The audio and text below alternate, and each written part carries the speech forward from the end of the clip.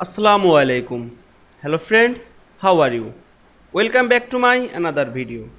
In this video, I am going to show you how to create two tables the same size in Google Docs. Let's get started. At first, you have to open your Chrome browser, then open your Google Docs app. Then go to the insert menu, go to the table and insert a table.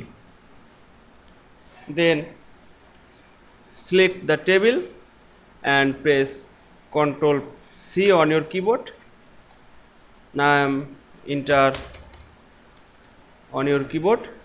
Then press Ctrl V on your keyboard, and the table is paste.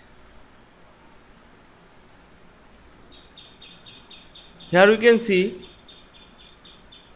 two tables the same size in Google Docs very easily. I hope you enjoyed my video. Please like, comment, share and subscribe my channel. Thanks for watching.